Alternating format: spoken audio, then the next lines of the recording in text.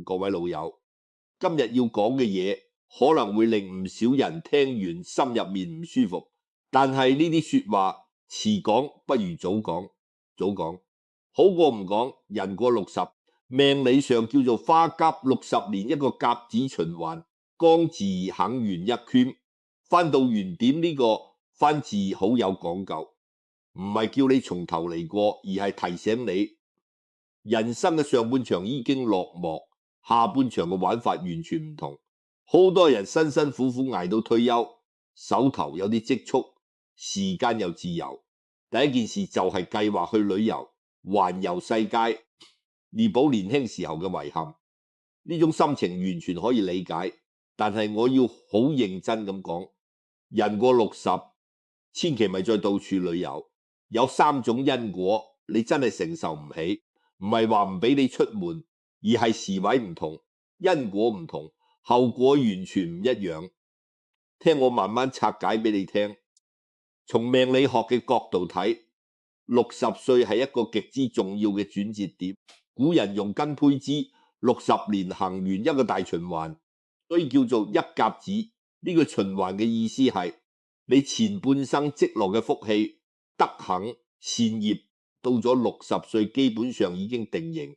你後半生嘅運勢、健康、家庭、子孫嘅吉凶，好大程度取決於你60歲之後點樣處理呢啲積累，處理得好，晚年安穩太平，福氣運長；處理得差，一世嘅積累可以喺幾年之間消耗殆盡，到時再個接踵而來，你想挽回都嚟唔切。古人講62耳順，耳順唔係話你聽過好，而係你應該聽得入道理，順應天命，知道邊啲嘢該做，邊啲嘢唔該做。點解偏偏係60歲呢個節點咁重要？因為喺命理學入面，60年行完一個完整嘅甲子循環，代表你嘅先天命格同後天運勢已經完成咗第一個大周期嘅交接。你前半生所有嘅善惡因果，到咗呢個時候都會開始清算同結轉。你積咗幾多福，呢個時候福氣就喺度等你。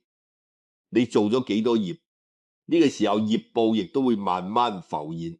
所以60歲唔係結束，而係一個新嘅因果起點。你點樣對待呢個起點，直接決定你後半生嘅命運走向。60歲之前，你係向外求，求事業、求財富、求名聲、求子女成才。60歲之後，你必須轉為向內守，受福、受家、受分寸、受因果。向外越跑，內越空虛；向內越守，外越安穩。呢個嘅天道，亦都係因果定律。第一種因果講嘅係福氣有限，消耗唔起。好多人一聽到福氣2個字，覺得好抽象、好虛無，覺得睇唔到、摸唔到，有乜好講？其實喺命理風水入面，福氣係一個好實在嘅概念。每個人出世嗰陣，八字命盤入面就已經寫住你一生嘅福分厚薄。有啲人天生福厚，有啲人天生福薄，但無論厚定薄，福氣都唔係無限嘅。你年輕嗰陣努力工作，善待他人，勤儂持家，積德行善，呢啲都係喺積福，好似喺銀行入面一筆一筆咁儲錢。到咗60歲，呢個福氣銀行嘅餘額基本上已經係你一生嘅定數。你唔再係賺錢嘅階段，而係要慳住使嘅階段。你越吞住用，福氣越長久；你越急住花，福氣越快乾。偏偏好多人退休之後，第一件事就係瘋狂旅遊、國禮遊、出境遊、遊輪遊、探險遊，一年去幾次，一次10幾日，相片影得靚靚，社交媒體發得好精彩，朋友個個都讚你識享受。但係從命理嘅角度嚟睇，你每出去一次就係喺你嘅福氣銀行入面攞錢出嚟，使你行得越遠，使得越多，你玩得越多，福報越薄。點解會咁？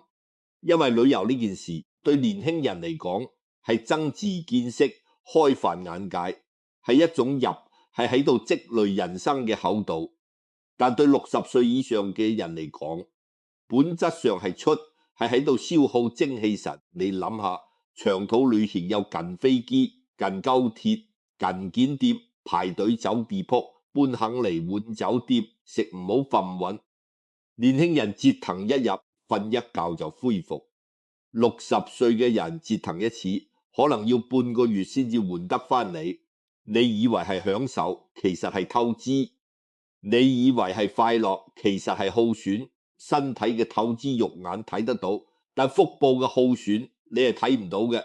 再者，旅遊嘅時候，你嘅心一直向外奔馳，新奇嘅風景、陌生嘅環境、複雜嘅人際關係，你嘅心神俾外界牽住走，收唔翻嚟。心往外跑就收唔翻嚟，心一散神就散，神一散福就散。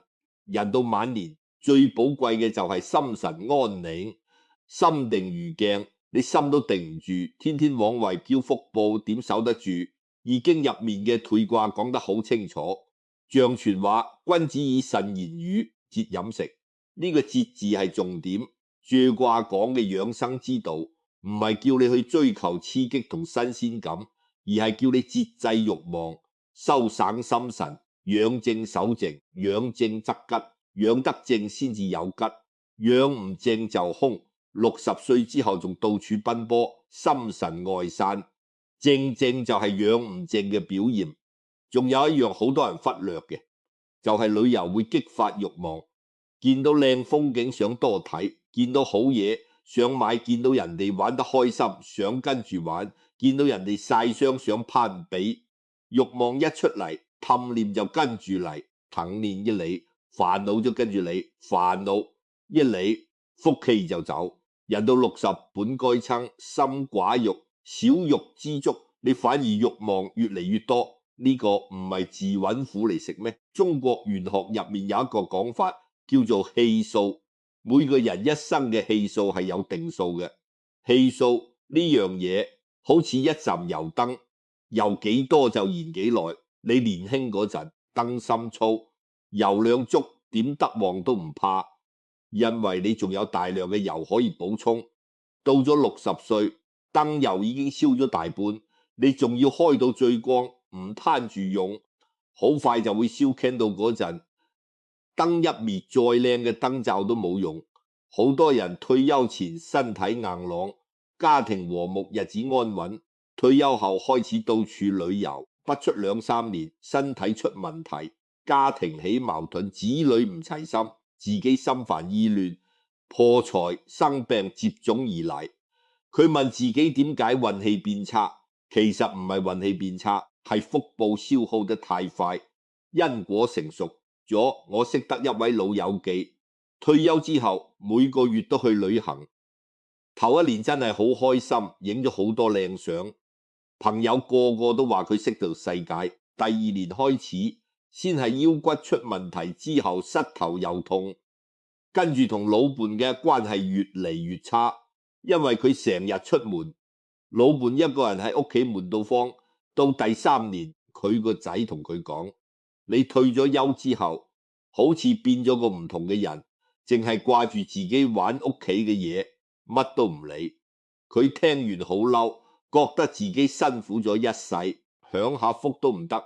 但其實從命理嘅角度嚟睇，佢嘅問題唔係出喺旅遊本身，而係出喺佢嘅時位已經轉變。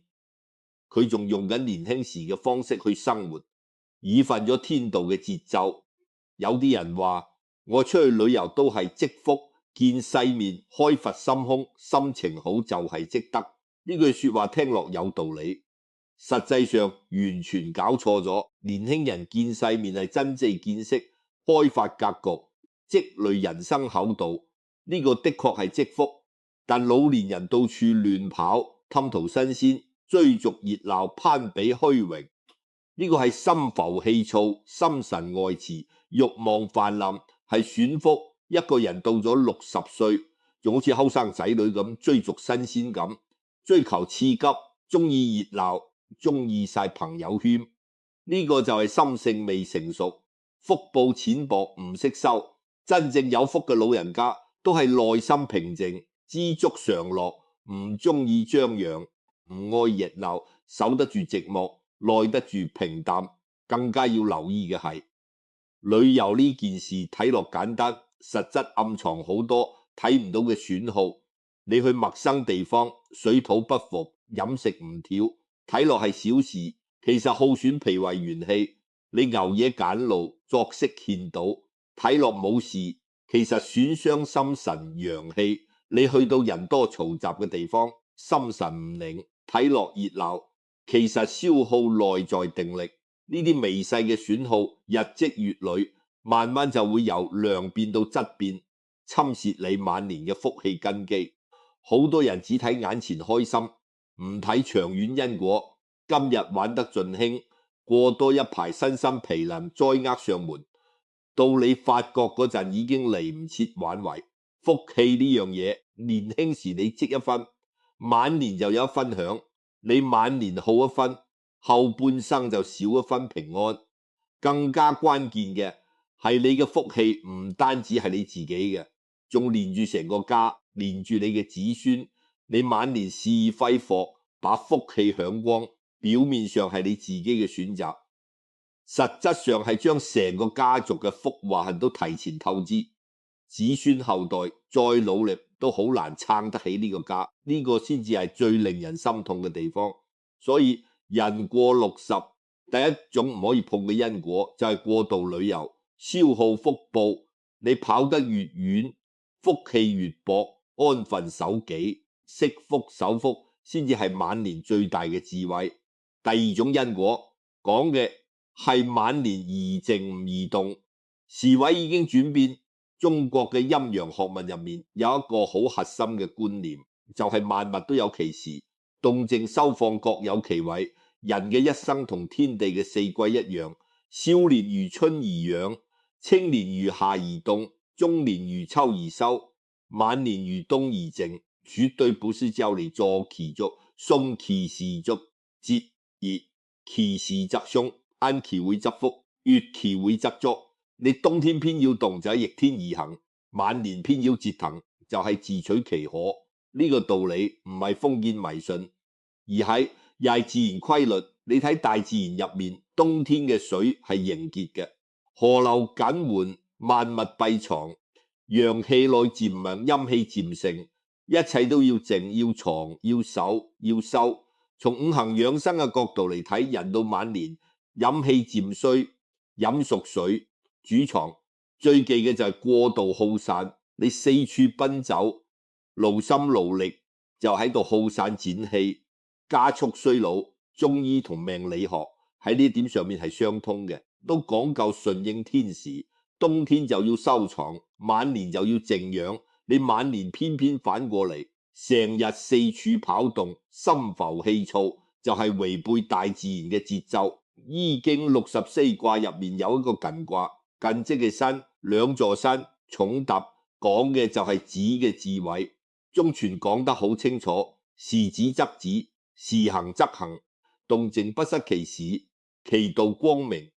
意思係該停嘅時候就要停，該行嘅時候先至行，動同靜都唔好錯過佢嘅時機，咁先至係光明正大之道。60歲嘅人正正就係時止則止嘅階段。象傳又講，君子以思不出其位，意思係做人要安守本分，唔好諗出自己嘅位置之外嘅嘢。你60歲嘅位係守，係靜，係收，你偏偏要動，要跑，要放，就係思出其位，就係違背天道。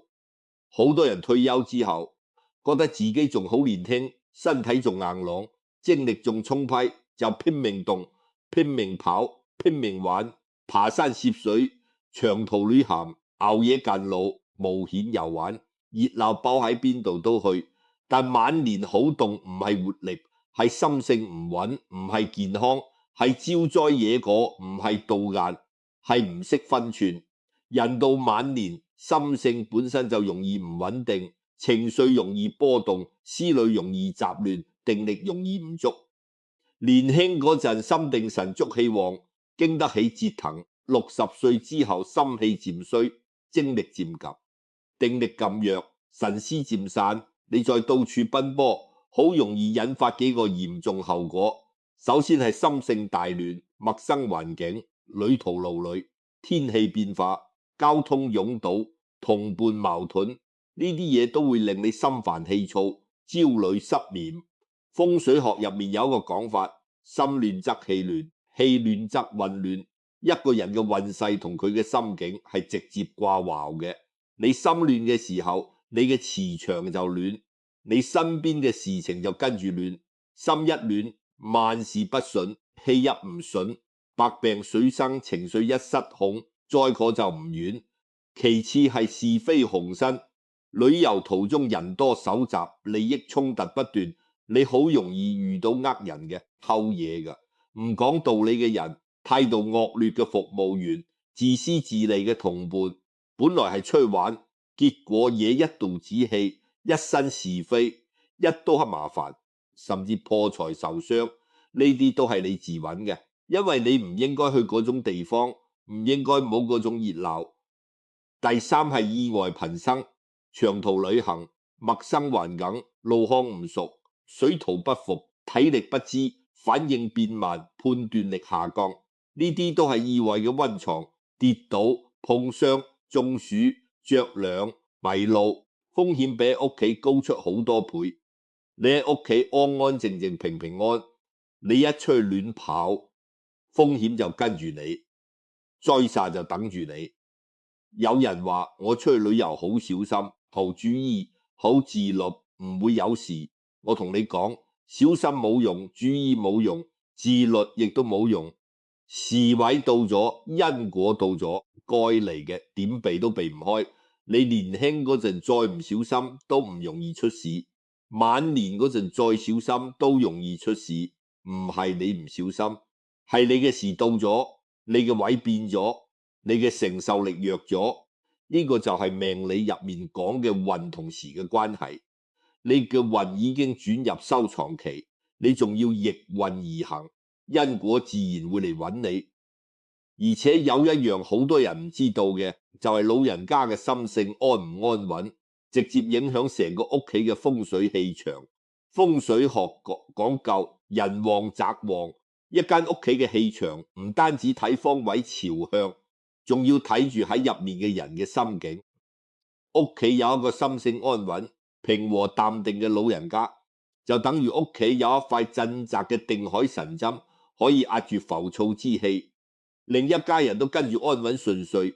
相反，老人家天天往外跑，心浮氣躁，屋企嘅氣場就會跟住亂，子女做事容易急功近利，家務凌日。呢個就係無形嘅因果影響，環環相扣，逃唔甩。晚年嘅靜唔係唔喐，而係唔妄動、唔亂動、唔躁動。動要動喺本分上，動喺家庭入面，動喺修養上，動喺積德上，而唔係動喺外面嘅熱鬧入面。真正有智慧嘅老人唔怕閒，唔怕靜，唔怕寂寞，唔怕平淡。佢哋知道晚年嘅安靜唔係乏味，係安穩。晚年嘅平淡唔係無聊，係清靜。晚年嘅寂寞唔係孤獨，係從容。喺屋企一杯茶、一本書、一張椅、一片陽光，安安靜靜，唔爭唔搶。呢個就係晚年最好嘅狀態。心唔動則萬事安，心唔亂則福自理，心唔躁則災自遠。所以人過60，第二種唔可以碰嘅因果就係唔背天時。晚年好動，四處奔波，心性大亂，招惹是非。靜落嚟，少出門，守本分，先至係晚年最大嘅平安。第三種因果講嘅係家庭為重，遠遊散根。中國文化入面，家呢個字嘅分量之重，任何一個字都比唔上。家係根，係本，係歸宿，係港灣，係福報嘅源頭，係安寧嘅根基。家在福在，家穩心，安家和萬事興。冇咗家，你再有錢、再有名、再登攤，都係標拍，冇根、冇歸宿、冇根基、冇福氣。風水學入面有個核心概念叫做宅氣，一間屋企嘅宅氣旺唔旺，唔單止睇風水格局，仲要睇屋企入面嘅人氣旺唔旺。一間屋企長期冇人住，就算風水再好，宅氣都會慢慢衰落。同理，一個家庭入面嘅老人家長期唔喺屋企，成日喺外面跑，屋企嘅人氣就會散，宅氣就會跟住弱，家運自然就差。喺傳統風水學入面，老人家係一間屋企土氣嘅象徵，五行入面土居中央，係穩定同凝聚嘅力量。一個家庭入面有老人家坐鎮，家宅嘅土氣就足，凝聚力就強，一家人嘅運勢都會穩。老人家長期唔喺屋企，土氣就散，家宅嘅根基就會慢慢動搖。所以好多風水師傅都講，一間屋企最好嘅風水唔係方位格局幾好，而係屋企入面有冇一個心定氣穩嘅老人家。人到60，人生最重要嘅責任已經由向外打拼轉為向內守家。你年輕嗰陣為咗家庭，為咗子女，為咗生活唔得唔外出奔波，辛苦打拼，遠離家鄉，呢個係責任，係擔當，係無奈，亦都係積福。到咗晚年，子女都已經長大成人，成家立業，自立門戶，你本該返歸家庭，守住陪伴子女，睇住孫輩，遷顧家庭根基，維護家庭和睦，傳承家風福報，呢個先至係晚年最重要嘅使命，最大嘅責任，最深嘅福氣。但偏偏好多人退休之後，將家鋪喺一邊，將伴侶晾喺屋企，將子女丟喺腦後，將孫輩置之不顧，一心只想出去旅遊，出去度攤，出去享受，一年到頭喺屋企住唔到幾日，大部分時間都喺外面跑，睇落好自由，好獨立，好到攤，實際上係本末倒置，忘本棄根。你往外跑一次，同屋企人嘅感情就淡一分。你跑得越遠，家就越疏遠；你跑得越耐，家人就越陌生。對伴侶嚟講，你哋年輕嗰陣兩個人一齊打拼，一齊食苦，一齊養家，一齊養大仔女，感情深厚，相依為命。到咗晚年，本該互相陪伴，互相照顧，互相扶持，安度晚年。你卻天天往外跑，將老伴一個人丟喺屋企，孤單寂寞，冇人陪伴，冇人傾偈，冇人照顧。時間耐咗，感情變淡，隔傾加深，爭吵不斷，甚至分居冷戰。你以為你係享受生活，其實係喺度親手毀掉晚年最重要嘅依靠。對子女嚟講，佢哋細個嗰陣，你為咗養家，可能陪伴唔多，但子女都能理解，因為你係為咗家庭，為咗佢哋。到咗晚年，子女都希望父母平安健康，喺屋企安穩，偶爾團聚，共享天倫。結果你退休後只顧自己，到處旅遊，到處特攤，好少返屋企，好少關心子女，好少幫忙睇孫。子女嘴上唔講，心入面一定寒心失望。佢哋會覺得你自私自利，只顧自己，唔顧家庭，親情一疏遠，福報就薄，子女亦怨，災禍就嚟。我認識一個老人家，退休之後邊度都冇去，就安安靜靜守喺屋企，每日朝早去街市買餸，返嚟煮飯俾老伴食，下晝喺公園行下，同老友記飲茶傾偈，夜晚同子女打電話問候幾句。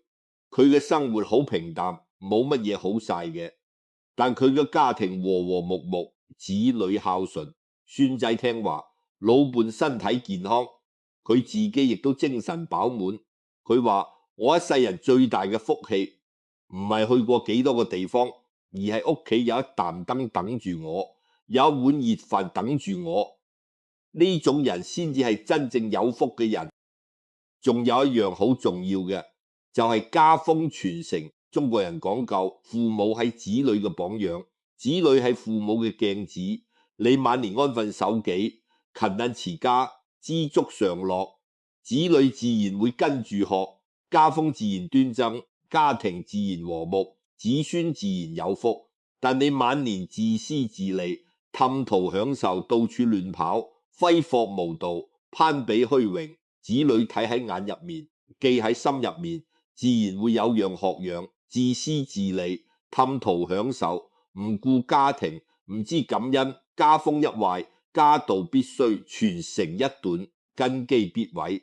呢個係最嚴重、影響最深遠嘅因果，唔單止影響你自己，仲會影響你嘅子女孫輩，甚至幾代人。